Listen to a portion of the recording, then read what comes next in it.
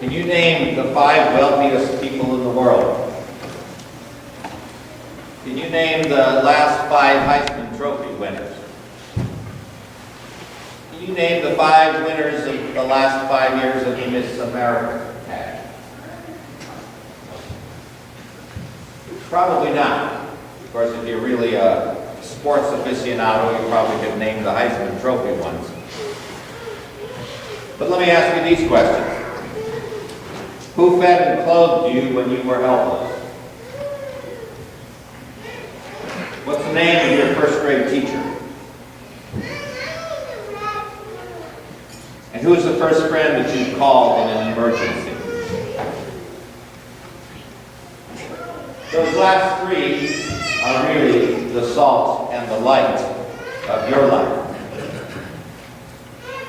In the ancient world, salt was very, very precious. It was highly esteemed and highly valued. The Romans noted that the 2 most useful things in this world are the sun and salt. It's interesting that the word salary comes from that. It really means salt money. It's connected to purity. It's whiteness that makes us think of purity. And we use it today in the blessing of water, adding to it and remembering Elisha, who threw salt on the water and purified it. And so too, this sprinkling of water on us reminds us of our baptism, but also reminds us of the constant purification that our lives must go through as we live them, as we journey from here to heaven.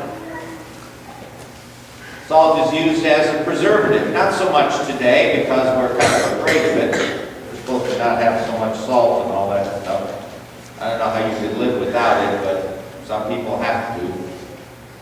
I was very happy with my heart attack that they didn't prescribe that I had to give up salt completely. Salt is used in pickling. Still is this core element within the vinegar that we use when we make our pickles.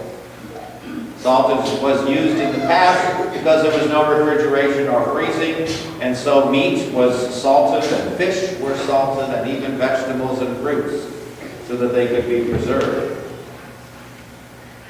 So that's our purpose then, to be just like that salt. Just Jesus uses that analogy today. We are to be people who not only preserve the faith, experience purification in our lives, but also we are to be a taste for the world.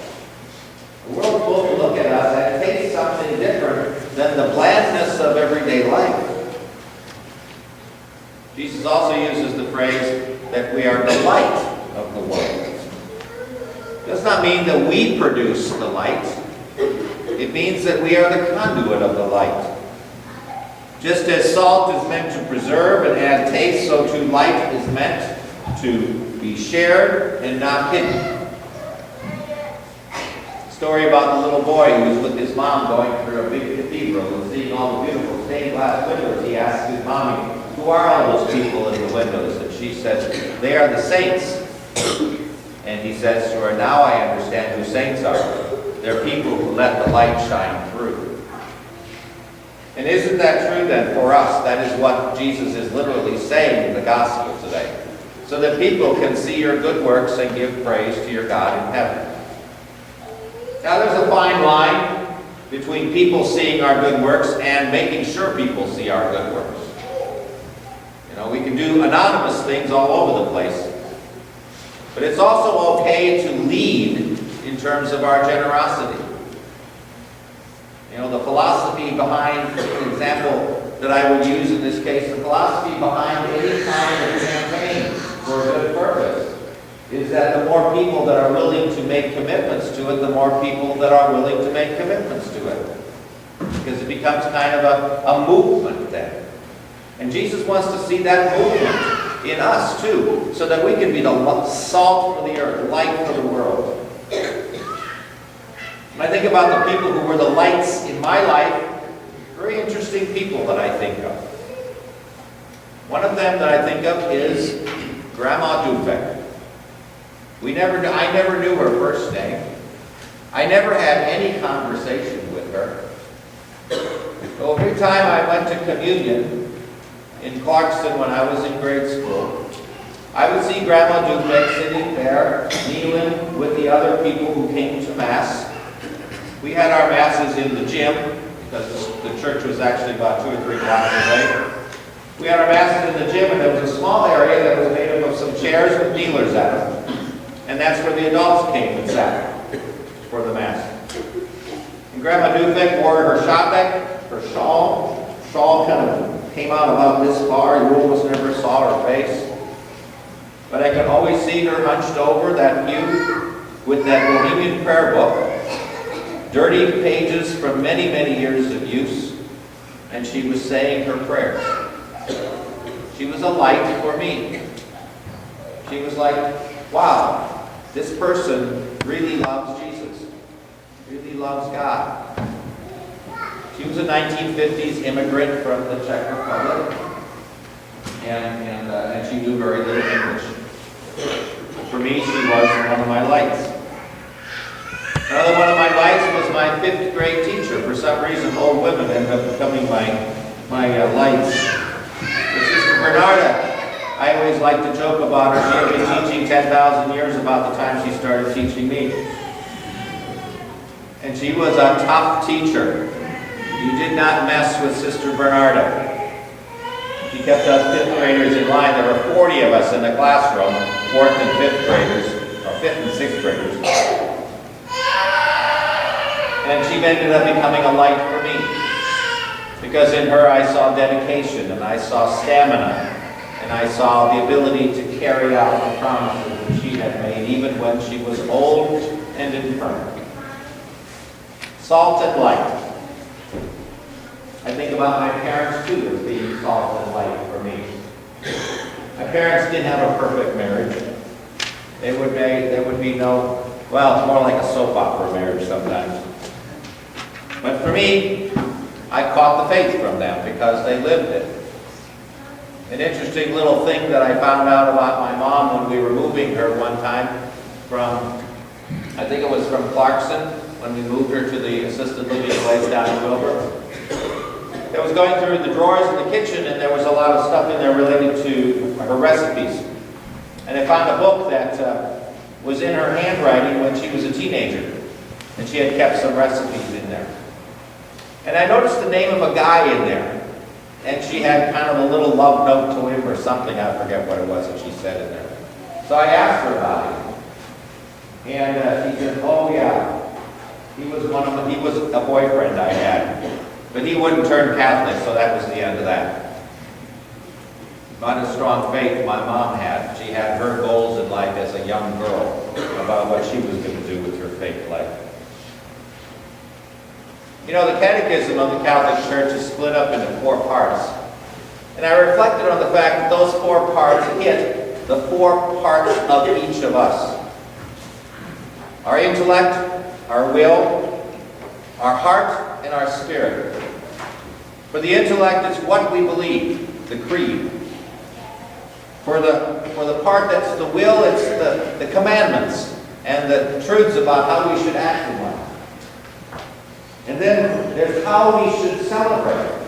There's that heart in us, that giving ourselves to God in an active way. How we should celebrate the sacraments, the Eucharist. And finally, that spirit part of us, how we should pray. Well, when you think about love and truth, because that's what goes with intellect and will. When it comes to our intellect, we want to know things about God. We want to be comfortable with what we believe, so we can study those things. But if we don't have love, then what we know can become very, very harsh, become almost condemnatory to other people, lack of compassion. But if we don't know anything and we just practice the love part of it without any basis in what our thinking is, our love becomes very flighty. It doesn't have any foundation. It goes from one thing to another, like a bumblebee going from flower to flower. It doesn't have any stability. Love and truth go together. Each of them by themselves is almost a kind of poison. But together, they form what it means to be a believer in the church and a practicer of love. Now take salt, for instance. made up of two compounds, neither of which are very happy by themselves. Sodium is never found in its pure form except when it's extracted or processed, and it usually exists only in an oil, otherwise it starts to react to the air or water or moisture. It's almost never found by itself. It's found always combined with something else. Chlorine is a poisonous gas. It's what we don't like smelling if we have too much chlorine, chlorides. But put those two together, and you have sodium chloride, and you have a good thing called salt. And so love and truth go together. And when they're together, they produce a compound that truly makes us to be strong Christians who want to follow Jesus in every way possible in our lives. When we know Jesus, and when we love Jesus, that's what produces good Christians. And so you never stop learning, and you never stop figuring out how to love. Never. Unfortunately, so many people kind of stop learning. They figure, well, once I'm confirmed, I don't need to know anything else. Well, if that's the way it was, how would you be in any business, or how would you be a farmer today without knowing something more? The knowledge you got to have today is way more than the knowledge you needed to have 50 years ago. The same is true with love. We get to know another person and we find out they have some flaws. Oh my goodness, it takes a sacrifice now to love, to make the choice to love. I think about parents making the choice to love their ornery children. You know, they joke about it, but nonetheless, it is still a good choice they're making. I'm going to love this kid no matter what. Mother Teresa was having a conversation with some American nuns one time. And one of the American sisters asked Mother Teresa, why is it that your community is attracting so many vocations and our communities are kind of wasting away? People either are leaving or no one is joining. What's the secret? And Mother Teresa says, I give them Jesus. Well, yeah, I know, and you do all sorts of good work, you know, but what is the secret really about you attracting so many? I mean, like, is it the habit that you're wearing? Is that what's attracting them? Mother Teresa says, I give them Jesus. And she says, is it something about the rules of the community? Do the rules, you know, kind of bind you together in some way and everybody accepts them? Is that the rule of your community that's doing it? And she says to her, I give them Jesus because that's all there is. Mother Teresa kept the priority strong in her heart about what it was that she wanted her women who joined her community to know. Every morning, before they ever went out and did any kind of charitable work, they spent an hour in silence before Jesus in the white crowd. I give them Jesus. As they got to know Jesus, they also got to know what they should believe and how they should love. That salt really got into them in a good way.